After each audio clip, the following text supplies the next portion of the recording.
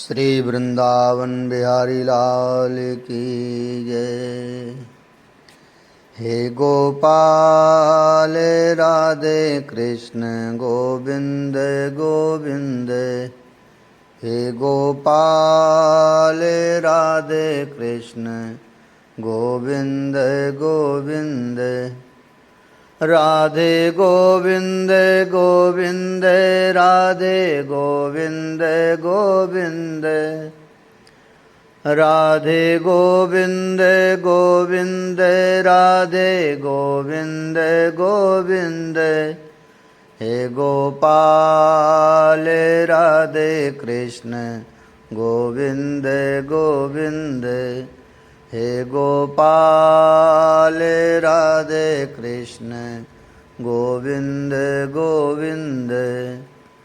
राधे गोविंद गोविंद राधे गोविंद गोविंद। राधे गोविंद गोविंद राधे गोविंद गोविंद। राधे गोविंद गोविंद राधे गोविंद गोविंद। हे गोपाल राधे कृष्ण गोविंद गोविंद। हे गोपाल राधे कृष्ण गोविंद गोविंद। श्री वृंदावन बिहारी लाल की जय। श्री राधा वल्लभ लाल की जय। श्री कृष्ण चरितामृतम। श्री राधा जन्म। तात विदुर जी, यमुना के किनारे बसा एक गांव है जिसका नाम है रावल। ये गोकुल के निकट ही है। ब्रजराज और वृषभान दोनों बाल्यावस्था के मित्र हैं। जब दोनों का विवाह भी नहीं हुआ था तभी से इनकी मित्रता थी। कहें तो गोप सम्राट पर्जन्य और महीभान, इन दोनों की प्रगाढ़ मैत्री।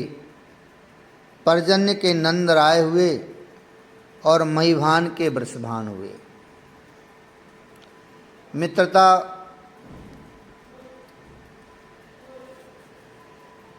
इनकी दृढ़ थी। अपने रावल गांव के ही एक समृद्ध गोप की सुंदर सुशील कन्या कीर्ति से वृषभान का विवाह करवाया था ब्रजराज ने। उद्धव आज का प्रसंग बड़े भाव से सुना रहे हैं। वृषभान बृहस्सानपुर बरसाना के राजा हैं। इनका क्षेत्र ब्रजराज के क्षेत्र से भी बड़ा है। ये बड़े सरल हैं, सहज हैं। करुणा से ओतप्रोत इनका हृदय है। इनकी अर्धांगिनी भी बहुत पतिपरायणा मिली। हे तात विदुर जी, इनके प्रथम पुत्र हुए थे श्रीदामा। दाऊ के जन्म के साथ ही बरसाने में इनका भी जन्म हुआ था। ये स्वर्ण समान तेजवान थे। अत्यंत सुंदर इनका रूप था। पर इनकी माता कीर्ति रानी को पुत्री की कामना थी। ये श्रीदामा को भी देखती तो भगवान से यही प्रार्थना करती, अब एक लाली देना। काल अपने गति से चलता है, उसे कोई मतलब नहीं है। श्रीदामा बड़े हो गए, 2 वर्ष की आयु हो गई इनकी अब। इतनी ही दाऊ भैया की भी है। पर ब्रजराज कुंवर अभी छोटे हैं। 1 वर्ष से कुछ दिन ही बड़े हैं ये। प्रातः की वेला थी। एक सुंदर सुसज्जित बैलगाड़ी आकर रुकी ब्रजराज के सामने। मुस्कुराते हुए उठे ब्रजराज। वृषभान पधारे हैं। ब्रजरानी को बताया। वो भी अंदर से दौड़ी हुई आईं। उस बैलगाड़ी के पीछे 4 गाड़ियां और थीं। उनमें उपहार भरे थे, नाना प्रकार के उपहार। वृषभान और ब्रजराज दोनों गले मिले। कीर्ति और ब्रजरानी गले मिली। रोहिणी ने आगे बढ़कर कीर्ति रानी का आदर किया। श्रीदामा का हाथ पकड़कर दाऊ भीतर चले गए। दाऊ ने अपने छोटे भाई को दिखाया। श्री दामा को देखकर लाला बहुत खुश हुए। वो किलकते हुए जा रहे थे। कीर्ति रानी, मैं तुमसे रूठी हूँ। ब्रजरानी ने आत्मीयता के साथ कहा, मैं समझती हूँ, पर क्या करूँ, इनका कार्य ही इतना रहता है कि बरसाना ये छोड़ ही नहीं पाते। अब देखो ना, आपके लाला की वर्षगांठ में उपस्थित होने की बड़ी इच्छा थी, पर इनको काम था। कीर्ति रानी और ब्रजरानी दोनों बातें कर रही हैं। वो तो मैं इस बार आ गई, मुझे पीहर में भी कुछ दिन रहना था। क्या कुछ खुशखबरी है? ब्रजरानी ने छेड़ा कीर्ति रानी को। हाँ, पर मैंने तो भगवान से प्रार्थना की है कि अब मुझे लाली ही देना। मुझे बहुत इच्छा है मेरे अपने लाली हो, मेरे अंगना में डोले लाली, रुनझुन करती खेले, सुंदर लहंगा पहनकर नाचे, कितनी प्यारी लगती है। लाली ही होगी, क्योंकि पेट देखकर लग नहीं रहा कि लाला होगा। 8 महीने का पेट इतना छोटा नहीं होता। लाली ही है। तुन मुखे घृत सरकरा, कीर्ति ये कहती हुई हंसी। चलो अपने लाला को तो दिखाओ, कहाँ है लाला? कीर्ति रानी की बातें सुनकर ब्रजेश्वरी उन्हें ले गईं अपने लाला के पास। श्री दामा के साथ खेल रहे थे लाला। मुग्ध हो गई कीर्ति। तुम्हें पता तो है ना नंदरानी, हम लोगों की क्या बात हुई थी? हंसते हुए ब्रजरानी के हाथ में थपड़ी मारते हुए कीर्ति रानी ने कहा था, हाँ हाँ पता है, तुम्हारी लाली और हमारे लाला को ब्याह होएगो, पक्की बात है ये। दोनों यही बातें करती हुई खूब हंसती रहीं देर तक। भोजन किया सबने मिलकर, फिर बातें इस तरह शाम हो गई। अब हम चलते हैं, कीर्ति रानी ने उठते हुए कहा। बृषभान, यहीं रुक जाओ ना आज, कितने दिनों में तो आए हो। नहीं ब्रजरानी, मेरी मैया भी रावल में बाट देख रही हैं। अरे पास में ही तो है रावल, चले जाना। बड़ी जल्दी पड़ रही है ससुराल में जाने की, छेड़ते हुए ब्रजराज ने कहा। अब आप आना ब्रजेश, बरसाना। हाँ अब तो आना ही पड़ेगा, नंद जी सहज में बोलते हैं। वैसे आप भी प्रार्थना करो कि हमारे अब लाली हो, बृषभान ने अपने मित्र को कहा और श्रीदामा को लेकर कीर्ति रानी के साथ बृषभान जी रावल गांव में आ गए थे, जो पीहर है कीर्ति रानी का। मैं बहुत प्रसन्न हूँ। तुम मेरे हो बृषभान, शशि के नहीं हो। वैसे मेरी शशि से कोई प्रतिस्पर्धा नहीं है। शशि से क्या स्पर्धा होगी मेरी? मुझ भास्कर की, मुझे पता है। वो मुझसे बदला लेना चाहता है। रामावतार में मैंने महीने का दिन जो बना लिया था, इस बात से वो मुझसे चिढ़ता है। भगवान श्री कृष्ण ने भी उसका मन तो रख ही दिया। उसके चंद्रवंश में अवतरित हुए और रात्रि में ही अवतार लिया। इस बात से वो बड़ा प्रसन्न है। पर मैं आज प्रसन्न हूँ, मैं आज बहुत प्रसन्न हूँ। हे वृषभान, तुम मेरे हो, बरस रास के सूर्य हो तुम वृषभान। तुम्हारी लाली आने वाली है। आह्लादनी है वो श्री कृष्ण की। श्री कृष्ण के हृदय का जो प्रेम है, वो प्रेम ही आकार लेकर प्रकट होने वाला है। स्वामिनी है वो ब्रह्म की, सर्वेश्वरी हैं वो परब्रह्म की। आह्लाद की भी आह्लादनी है वो, और मेरे भानुकुल में वो आ रही हैं। मेरी शशि क्या होड़ करेगा? उसका नंद नंदन तो हमारी भानुनंदिनी के चरणों में ही पड़ा रहेगा। भानुनंदिनी, आहा, ये कहने में भी कितना आनंद आता है। मुझे गौरव का भान होता है जब श्री कृष्ण प्रिया का एक नाम मुझसे जुड़ा हुआ होगा, भानुनंदिनी। और हाँ, प्रातः के समय उनका जन्म है, जब मैं उपस्थित होऊंगा नभ में। शशि से मेरी क्या स्पर्धा, वो लाली तपते हुए कुंतल की तरह है, उसका रूप रंग होगा। वो प्रेम की देवी, वो प्रेम की आराधिका राधा। अब उठो, आज ही होगा जन्म उन ब्रह्म शक्ति का। उठो वृषभान, उठो। सूर्य ही स्वप्न में आकर वृषभान को ये सब बता रहे थे। वृषभान उठे। ओह, सपना था ये, पर आज देर तक सोते रह गए थे वृषभान। उठे और चल दिए यमुना स्नान के लिए। रावल गांव यमुना के किनारे बसा हुआ गांव है ये। सूर्योदय अभी हुआ नहीं है, पर होने वाला है। किंतु मन आज प्रसन्न है, अति प्रसन्न है। पक्षियों का कलरव चल रहा है, हंसों का जोड़ा खेल रहे हैं। यमुना में कमल खिले हैं नाना प्रकार के, उनमें से सुगंध की बयार चल रही है।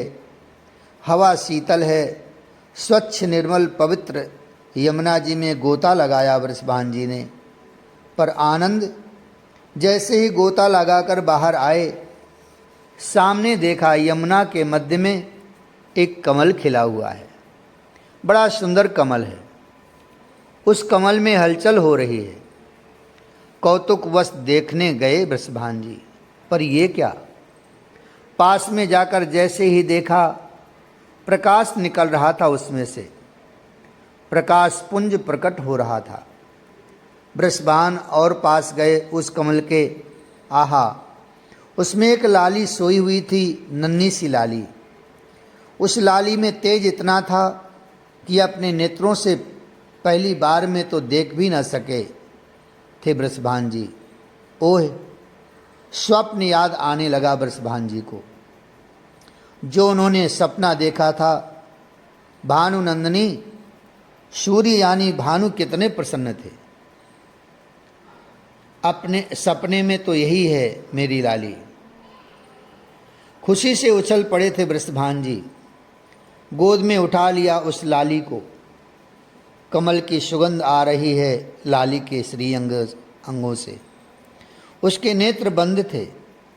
वो इतनी सुंदर है जिसका वर्णन कठिन है। गोद में लेकर चल पड़े महल की ओर। रावल गांव की अपनी ही सुंदरता है, पर आज ये तो दिव्यात दिव्य लग रहा है। जब गए महल में, तब वृषभान ने देखा कि कीर्ति रानी के बगल में एक दिव्य प्रकाश है। वृषभानु के कुछ समझ नहीं आया। गोद की लाली को बगल में सुलाया वृषभान ने। आनंद में डूब गए हैं।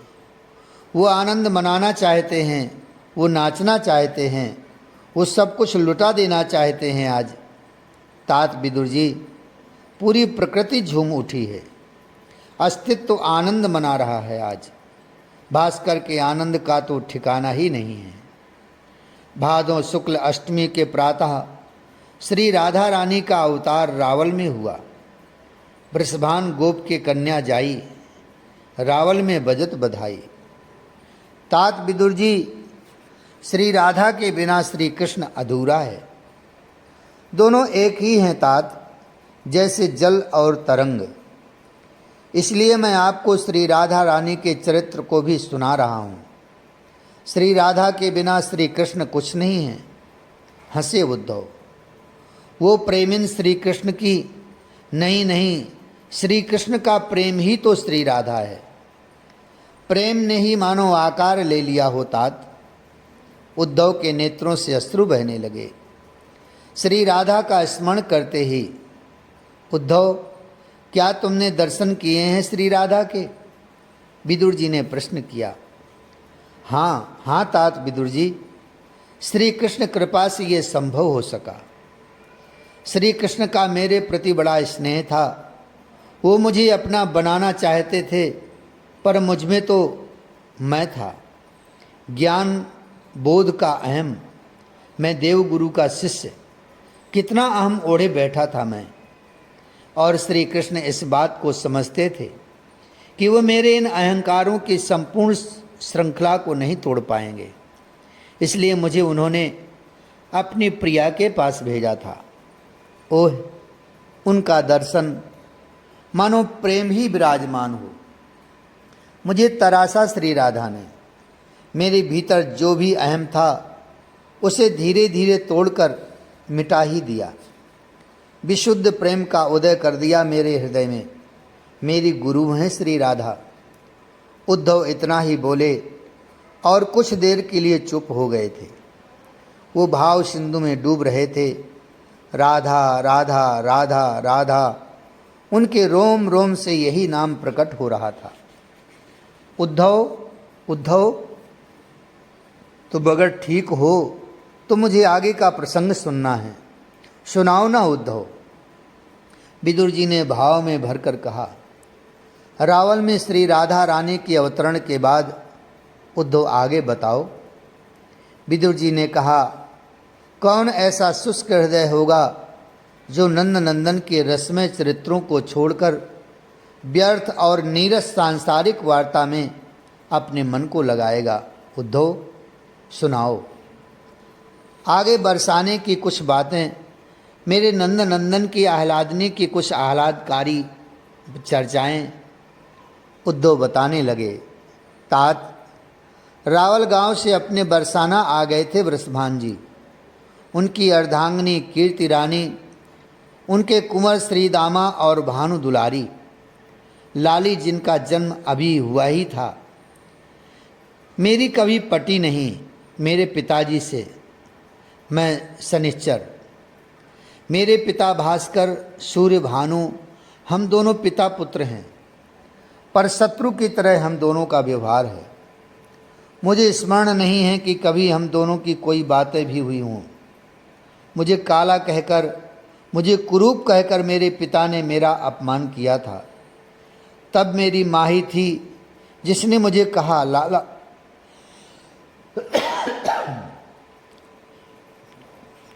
काला पुत्र शनि काले तो श्री कृष्ण भी हैं। आहा, तभी मेरे मन में श्री कृष्ण के प्रति अगाध श्रद्धा जागृत हो गई। कहूँ तो मैं उसी दिन से श्री कृष्ण का भक्त बन गया था। एक दिन मेरे पिता ने मुझे देखा और कहा, आओ और जाओ बरसाना, जाओ वहीं जाकर रहो, क्योंकि वहाँ श्री कृष्ण प्रिया श्री राधा का अवतार होगा। वो भानु नंदिनी हैं, जाओ जाओ शनिश्चर। मेरे पिता सूर्य ने मुझसे पहली बार बात की थी। मैं उसी समय चल दिया था बरसाने की ओर। मेरे श्री कृष्ण की प्रिय की स्थली है ये। मेरे मन में अगाध श्रद्धा का उदय होने लगा था इस क्षेत्र के प्रति। मणियों की खदानें मैंने प्रकट कर दी थी बरसाने में। मैं क्या प्रकट करता, ग्रह ही तो हूँ मैं, एक क्रूर ग्रह।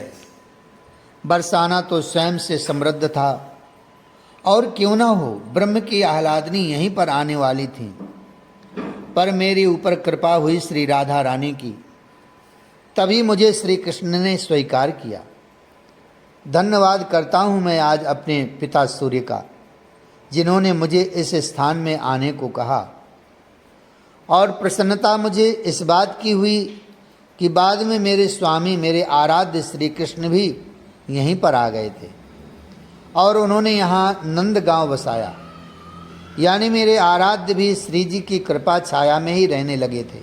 ओह, आज छठी है।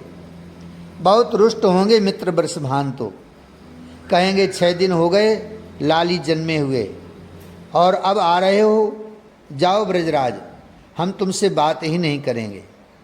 ब्रजरानी सोच लो, कीर्ति भाभी भी बहुत कुछ सुनाएंगी।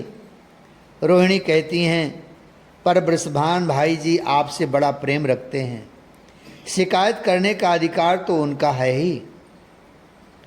पर ये क्या, उत्सव तो ऐसा मन रहा था वहाँ की नंद राय भी चकित हो गए। मणियों का अंबार लग गया था लुटाते लुटाते। लूटने वाले थक गए थे माणिक। जिधर देखो उधर चमकते हुए दिखाई दे जाएंगे माणिक के। हीरों से तो बरसाने के बालक खेल रहे थे, जैसे उनके लिए एक चमकता पत्थर हो। बंधनवार हर घर में लगाया है, रंगोली से हर घर को सजाया है, दूध दही हल्दी की कीच मची हुई है। भानु दुलारी ने जन्म लियो है, कीरत प्यारी ने जन्म लियो है। सब यही गा रहे हैं, सब इस आनंद में डूबे हुए हैं। सुंदर बैलगाड़ी बृषभान के आंगन में आकर रुकी। पीछे 50 गाड़ियां आ रही थीं, उनमें नाना उपहार भरे पड़े थे। बृषभान ने ब्रजराज को अपने हृदय से लगाया। मुझे क्षमा करना मित्र, मुझे तो जन्म समाचार मिलते ही आना था, पर मैं आ ना सका। लाली हुई है, बधाई हो। ब्रजरानी ने बड़े उत्साह से बधाई दी। मुस्कुराए वृषभान जी और भीतर ले गए इन सब गोकुल वालों को। बधाई हो कीर्ति रानी। ब्रजरानी ये कहते हुए दौड़ी। कीर्ति रानी ने भी बड़े उत्साह के साथ ब्रजरानी को अपने हृदय से लगाया। नन्हे कन्हैया भी साथ में ही हैं, दाऊ भी साथ में हैं। लाली कहाँ है? ब्रजरानी ने आनंदित होते हुए पूछा। चलिए मैं दिखाती हूँ लाली को। कीर्ति रानी यशोदा को लेकर चली। हाथ पकड़ा यशोमती ने। क्या बात है, उदास हो? कीर्ति रानी से पूछा। और बृषभान जी भी उदास से लग रहे थे, वो खुशी नहीं दिखाई दी। लाली ही तो आप चाहती थी ना, फिर क्या बात हो गई? ब्रजरानी ने हाथ पकड़कर पूछा।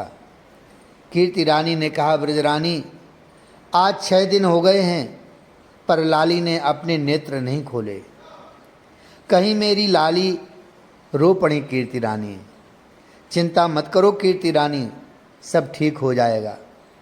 सांत्वना देकर लाली के पास सब गए।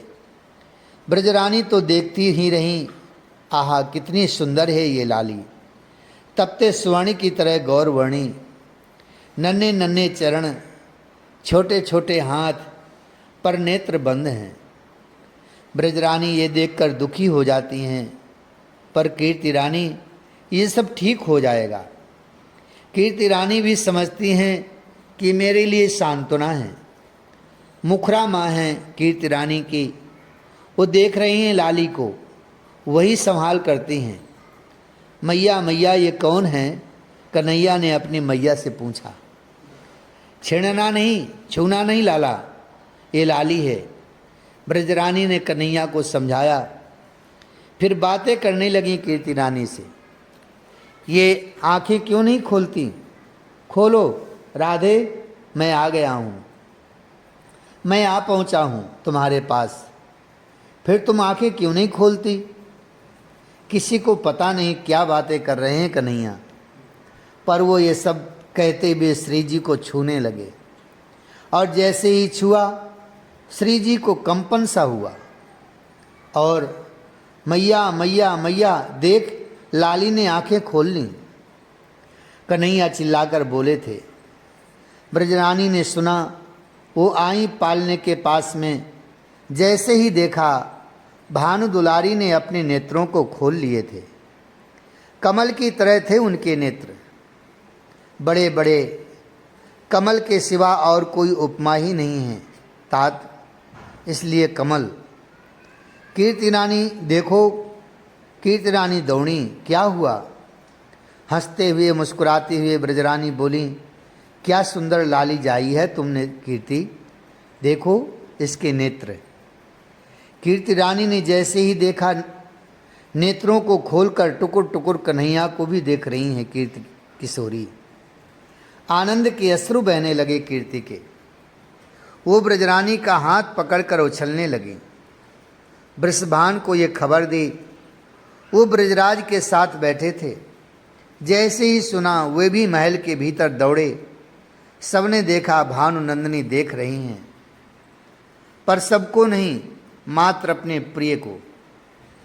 ब्रजरानी इतनी आनंदित हुई। है, कितनी सुंदर है तेरी लाली कीर्ति, क्या दूँ इसे? मोतियों का हार उतार कर दे दिया, फिर भी जी नहीं भरा। कहाँ ये अनंत रूप रास की कन्या, और कहाँ ये तुच्छ मोतियों का हार क्या दूँ, क्या करूं? ब्रजरानी परेशान हो उठती हैं। तभी अपने लाला कन्हैया को देखती हैं। बस उन्हीं को उठाकर भानु दुलारी के चारों ओर घुमाकर वारी देती हैं। सब आनंदित हो उठते हैं। अभी तक जो ये उदासी थी कि लाली के नेत्र नहीं खोले, लाली ने नेत्र नहीं खोले, उस सब की उदासी दूर हो गई थी। सब उन्मत्त होकर नाच गा रहे थे। तात विदुर जी, ये श्री राधा रानी की प्रतिज्ञा थी कि मैं अवतार तो लूँगी, पर प्रियतम पहले तुम्हें ही देखूंगी। तुम नहीं दिखोगे तो मैं नेत्र ही नहीं खोलूँगी। ये दोनों सनातन प्रेमी हैं तात। उद्धव ने ये प्रसंग भाव सिंधु में डूबकर सुनाया था। जय जय श्री राधे, जय जय श्री कृष्ण। राधे राधे श्याम श्यामा, राधे राधे। श्री वृंदावन बिहारी लाल की जय। जय जय श्री राधे श्याम, जय जय श्री राधे श्याम, जय जय श्री राधे श्याम।